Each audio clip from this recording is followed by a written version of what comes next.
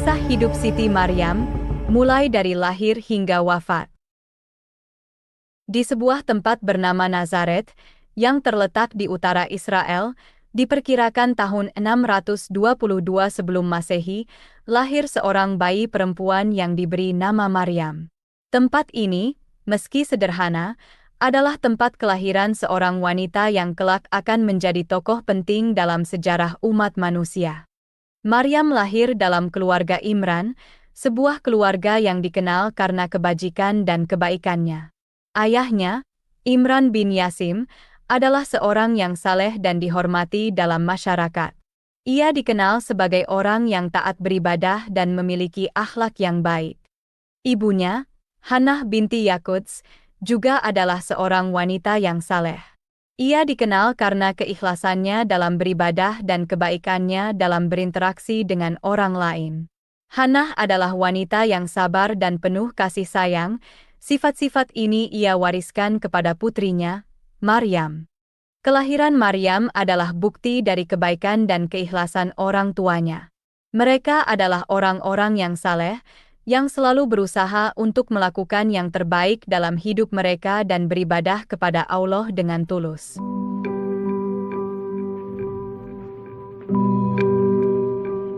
Pada suatu hari yang cerah, Hannah, ibu dari Siti Maryam, sedang duduk di bawah naungan pohon sambil memandangi langit yang biru.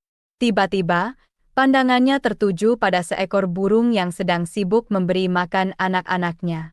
Melihat pemandangan yang mengharukan itu, hati Hannah menjadi sangat tergerak. Ia merasa iri dan menginginkan punya anak seperti burung tersebut. Hannah, yang telah lama menikah dengan Imran namun belum juga dikaruniai seorang anak, merasa sangat sedih. Namun, melihat burung tersebut, hatinya dipenuhi oleh harapan. Ia berdoa kepada Allah, memohon agar dianugerahi seorang putra. Doanya bukanlah doa yang biasa, melainkan doa yang penuh dengan harapan dan cinta. Allah, yang Maha Mendengar dan Maha Mengetahui, memperkenankan doanya. Tak lama setelah itu, ia merasakan tanda-tanda kehamilan. Ini tentu saja menjadi kabar yang sangat menggembirakan bagi Hannah dan Imran. Mereka sangat bersyukur kepada Allah atas karunia ini. Namun, Hannah tidak hanya bersyukur. Ia juga membuat sebuah nadzar, sebuah janji kepada Allah. Ia menadzarkan bahwa jika ia diberikan seorang anak, maka anak tersebut akan ia persembahkan untuk menjadi hamba yang saleh dan berkhidmat kepada Allah. Ini adalah sebuah janji yang sangat besar. Hannah berjanji bahwa anaknya akan menjadi hamba Allah, yang akan mengabdikan hidupnya untuk beribadah dan berkhidmat kepada Allah. Ini adalah sebuah janji yang menunjukkan betapa besar kecintaan Hannah kepada Allah dan betapa besar keinginannya untuk memiliki seorang anak yang saleh.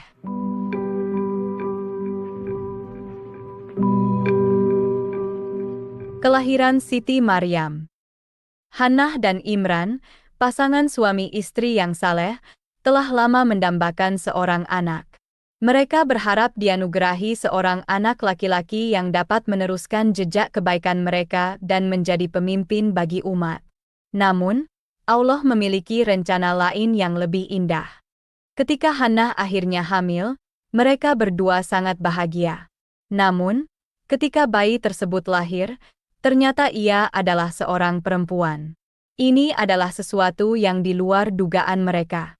Mereka menginginkan anak laki-laki, namun Allah menghendaki anak perempuanlah yang lahir. Hannah merasa sedikit kecewa dengan hal ini. Namun, kekecewaan ini tidak berarti ia tidak mencintai anaknya. Justru sebaliknya, Hannah sangat mencintai anaknya dan selalu mendoakan yang terbaik untuknya. Meski anaknya adalah perempuan, Hannah tidak pernah berhenti berdoa dan berharap bahwa anaknya akan tumbuh menjadi seorang wanita yang saleh dan berbakti kepada Allah.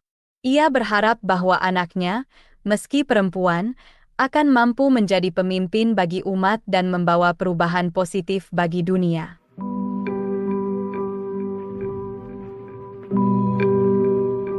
Pemeliharaan Siti Maryam. Ketika Siti Maryam lahir, ayahnya, Imran, sudah meninggal, sehingga banyak orang yang berlomba untuk mengasuh putri dari sang petua tersebut satu. Nabi Zakaria, yang juga merupakan seorang nabi dan kerabat dekat Siti Maryam, istri Nabi Zakaria adalah Bibi Siti Maryam, merasa bahwa ia lebih berhak untuk mengasuh Siti Maryam. Namun, untuk menentukan siapa yang berhak mengasuh Siti Maryam, para ulama dan tetua memutuskan untuk melakukan undian. Undian ini dilakukan dengan melemparkan pena mereka ke dalam kolam. Pena yang tidak tenggelam menandakan orang yang berhak mengasuh Siti Maryam. Dalam undian tersebut, pena Nabi Zakaria lah yang tidak tenggelam, sehingga Nabi Zakaria berhak merawat Siti Maryam. Nabi Zakaria adalah seorang nabi yang saleh dan bijaksana, yang dikenal karena kebaikannya dan keikhlasannya dalam beribadah kepada Allah. Ia adalah pilihan yang tepat untuk memelihara dan mendidik Siti Maryam.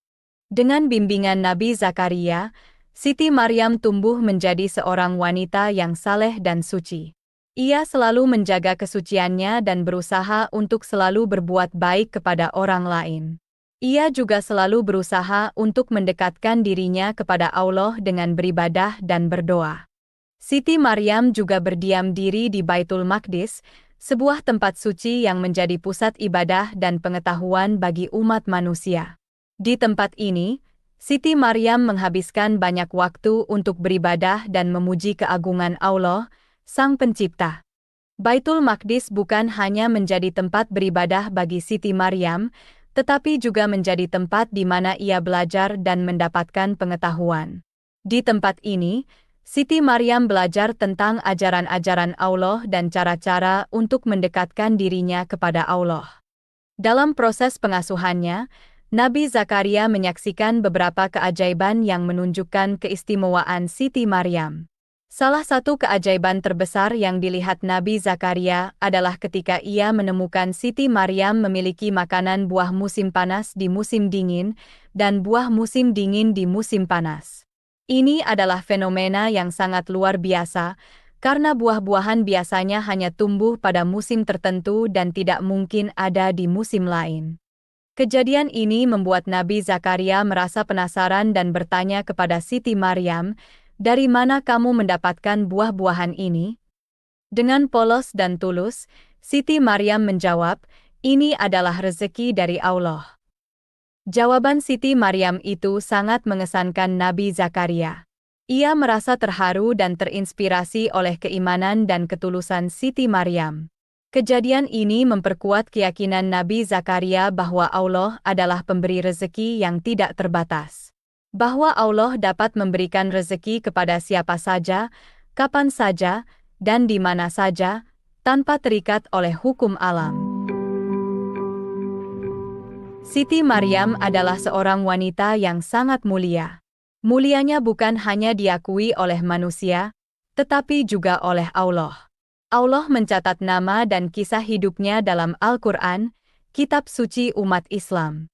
Ini adalah sebuah penghormatan yang sangat besar, yang menunjukkan betapa mulianya Siti Maryam di mata Allah. Salah satu bukti kemuliaan Siti Maryam adalah adanya surah dalam Al-Quran yang menyertakan namanya, yaitu Surah Maryam. Surah ini berisi kisah hidup Siti Maryam dan keajaiban-keajaiban yang terjadi dalam hidupnya. Dalam surah ini, Allah menggambarkan Siti Maryam sebagai seorang wanita yang saleh dan suci, yang selalu berusaha untuk mendekatkan dirinya kepada Allah. Namun, kemuliaan Siti Maryam tidak hanya terbatas pada kisah hidupnya yang dicatat dalam Al-Quran. Allah juga memilih Siti Maryam dan melebihkannya atas segala wanita yang ada di dunia. Ini adalah sebuah penghargaan yang sangat besar, yang menunjukkan betapa istimewanya Siti Maryam di mata Allah. Allah memilih Siti Maryam karena kebaikannya, kesalehannya, dan kesuciannya.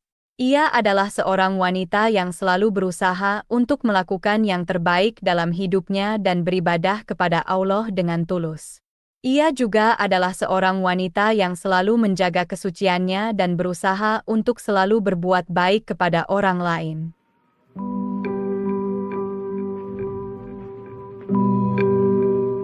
Kehidupan Siti Maryam. Siti Maryam berasal dari keluarga yang bersih dan baik di kalangan Bani Israel. Keluarganya dikenal karena kebajikan dan kebaikannya. Mereka adalah orang-orang yang saleh, yang selalu berusaha untuk melakukan yang terbaik dalam hidup mereka dan beribadah kepada Allah dengan tulus. Sejak kecil, Siti Maryam telah diajarkan untuk selalu berbuat baik kepada orang lain dan beribadah kepada Allah dengan tulus. Ia juga diajarkan untuk selalu menjaga kesuciannya dan berusaha untuk selalu berbuat baik kepada orang lain. Ini adalah nilai-nilai yang ia bawa sepanjang hidupnya. Seiring berjalannya waktu, Siti Maryam tumbuh menjadi seorang wanita yang saleh dan suci. Ia menjadi seorang ahli ibadah yang terkenal, yang selalu berusaha untuk mendekatkan dirinya kepada Allah dengan beribadah dan berdoa. Ia juga menjadi seorang wanita yang selalu menjaga kesuciannya dan berusaha untuk selalu berbuat baik kepada orang lain. Siti Maryam memilih untuk tidak menikah dan mencurahkan segenap hidupnya untuk beribadah kepada Allah. Ini adalah pilihan yang sangat besar, yang menunjukkan betapa besar kecintaannya kepada Allah dan betapa besar keinginannya untuk mendekatkan dirinya kepada Allah.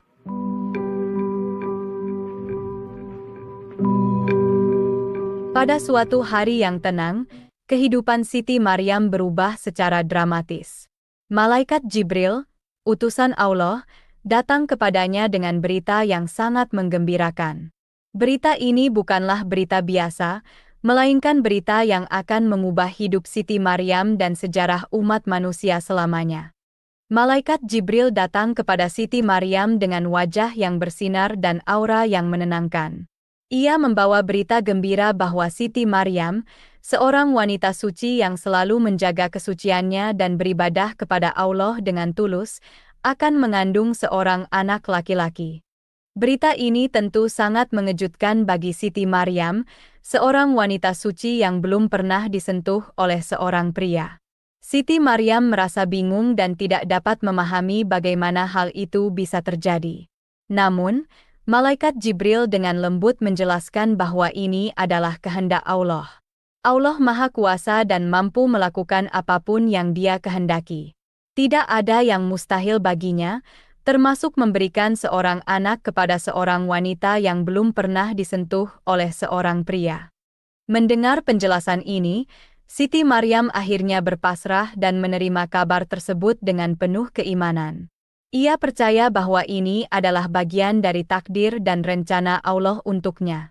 Meski awalnya merasa terkejut, Siti Maryam menunjukkan keimanan dan ketabahannya yang kuat.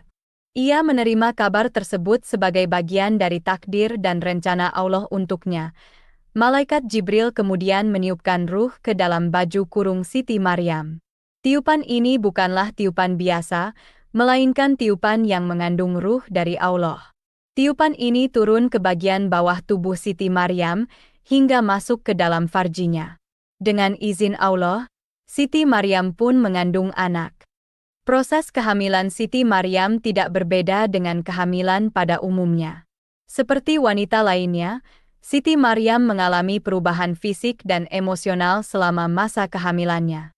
Namun, yang membedakan kehamilan Siti Maryam adalah bahwa ia mengandung tanpa pernah disentuh oleh seorang pria. Selama masa kehamilannya, Siti Maryam tetap menjaga kesuciannya dan beribadah kepada Allah dengan tulus. Ia juga tetap menjalani hidupnya dengan sabar dan tabah, meski harus menghadapi fitnah dan tuduhan dari orang-orang di sekitarnya. Kehamilan Siti Maryam berlangsung selama 9 bulan, seperti kehamilan pada umumnya. Selama masa ini, Siti Maryam terus berdoa dan berharap kepada Allah, memohon perlindungan dan petunjuknya. Ia berdoa agar diberikan kekuatan dan kesabaran untuk menghadapi tantangan yang ada di depannya, dan agar anak yang ada dalam kandungannya tumbuh menjadi seorang yang saleh dan berbakti kepada Allah.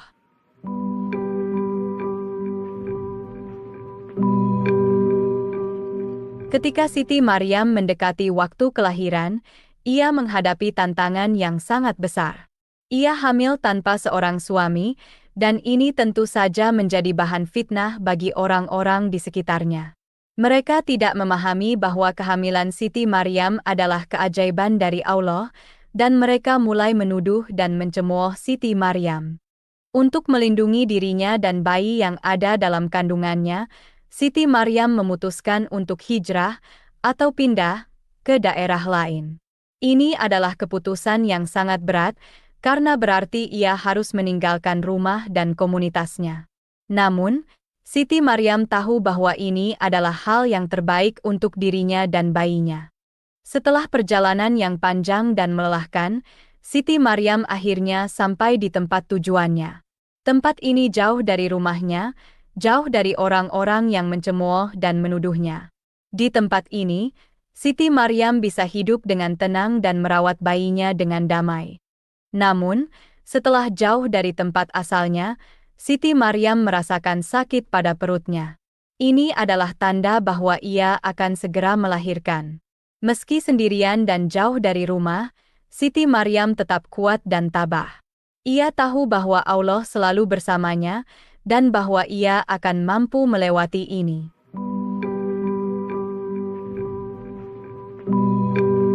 Setelah masa kehamilan yang penuh tantangan dan cobaan, tibalah saat yang ditunggu-tunggu oleh Siti Maryam.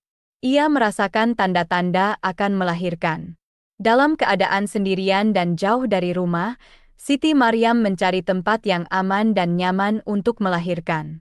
Siti Maryam menemukan sebuah pohon kurma.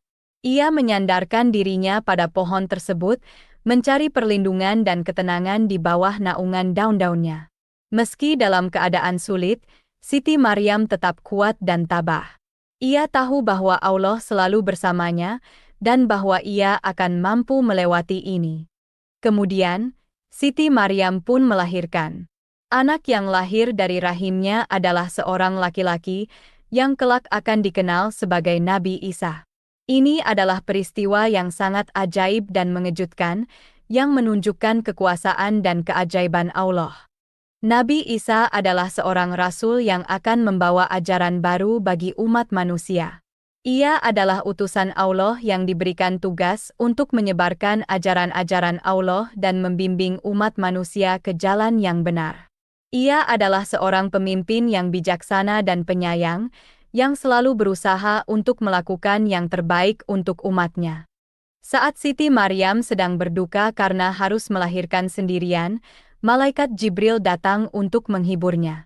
Malaikat Jibril, sebagai utusan Allah, datang dengan pesan kasih dan penghiburan, memberikan kekuatan dan harapan kepada Siti Maryam dalam saat-saat sulitnya. Malaikat Jibril memberitahu Siti Maryam bahwa Allah tidak pernah meninggalkannya. Bahkan dalam saat-saat terberat, Allah selalu ada untuk Siti Maryam, memberikan perlindungan dan kasih sayangnya yang tak terbatas. Allah kemudian memberikan rezeki kepada Siti Maryam dan bayinya, Isa. Dalam keadaan sendirian dan jauh dari rumah, Siti Maryam menerima makanan dan air yang mengalir dari langit. Ini adalah makanan dan air yang diberikan oleh Allah sebagai tanda kasih sayang dan perlindungannya. Makanan dan air ini bukan hanya memberikan kebutuhan fisik bagi Siti Maryam dan bayinya, tetapi juga menjadi simbol dari kasih sayang dan perlindungan Allah. Ini adalah keajaiban yang menunjukkan bahwa Allah selalu ada untuk hamba-Nya, memberikan apa yang mereka butuhkan dalam saat-saat sulit.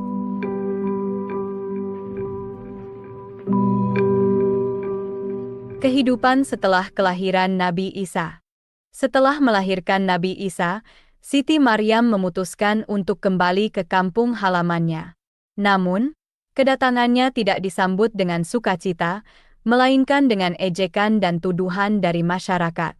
Mereka meragukan kesuciannya dan menuduhnya telah berzina, karena melahirkan anak tanpa suami. Namun, Siti Maryam tetap sabar dan tegar menghadapi fitnah tersebut. Ia tidak membalas ejekan dan tuduhan mereka, melainkan tetap bangga dengan bayi yang digendongnya. Ia tahu bahwa bayinya, Nabi Isa, adalah anugerah dari Allah dan bukan hasil dari perbuatan dosa. Saat masyarakat mencemooh Siti Maryam, terjadi keajaiban yang mengejutkan semua orang. Nabi Isa, yang baru saja lahir dan diberikan mukjizat oleh Allah berupa kemampuan bicara sejak bayi, tiba-tiba berbicara. Ia mengatakan bahwa ibunya, Siti Maryam, bukan seorang pezina, melainkan wanita suci lagi mulia yang dipilih oleh Allah untuk melahirkannya. Keajaiban ini membuat semua orang terdiam. Mereka terkejut mendengar bayi yang baru lahir bisa berbicara dan membela ibunya. Kejadian ini menjadi bukti bahwa Siti Maryam adalah wanita suci dan bahwa tuduhan masyarakat terhadapnya adalah salah. Setelah kelahiran Nabi Isa, hidup Siti Maryam berubah secara dramatis. Ia kini bukan hanya seorang wanita suci yang beribadah kepada Allah, tetapi juga seorang ibu yang harus membesarkan seorang anak. Namun, Siti Maryam menjalani peran barunya dengan penuh kasih sayang dan dedikasi. Siti Maryam terus beribadah kepada Allah, memohon petunjuk dan perlindungannya dalam membesarkan Nabi Isa. Ia mengajarkan Nabi Isa tentang ajaran-ajaran Allah, membimbingnya untuk menjadi seorang rasul yang saleh. Ia mengajarkan Nabi Isa tentang kebaikan, kesalehan, dan kasih sayang kepada sesama. Siti Maryam membesarkan Nabi Isa dengan penuh kasih sayang. Ia selalu ada untuk Nabi Isa, memberikan dukungan dan bimbingan yang ia butuhkan. Ia mengajarkan Nabi Isa tentang nilai-nilai kehidupan, tentang pentingnya berbuat baik kepada orang lain, dan tentang pentingnya beribadah kepada Allah. Meski memiliki tanggung jawab besar sebagai ibu Nabi Isa, Siti Maryam tidak pernah melupakan kewajibannya untuk beribadah kepada Allah. Ia selalu menyempatkan waktu untuk berdoa dan beribadah, memohon petunjuk dan perlindungan Allah dalam membesarkan Nabi Isa. Siti Maryam juga memastikan bahwa Nabi Isa tumbuh menjadi seorang yang saleh dan berbakti kepada Allah. Ia mengajarkan Nabi Isa tentang ajaran-ajaran Allah dan membimbingnya untuk menjadi seorang rasul yang saleh. Ia selalu berdoa agar Nabi Isa dapat menjadi pemimpin yang baik bagi umat manusia, dan agar ia dapat membawa perubahan positif bagi dunia.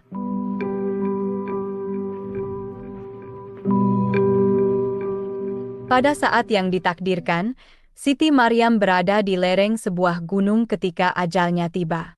Tempat yang tenang dan damai ini menjadi saksi bisu saat roh mulia Siti Maryam meninggalkan dunia fana ini. Wafatnya Siti Maryam membuat hati Nabi Isa terasa sangat berat. Ia merasa sangat sedih kehilangan ibunya yang begitu dicintainya. Dalam kesedihan itu, Nabi Isa mencoba meminta bantuan kaum Bani Israel untuk mengurus jenazah ibunya.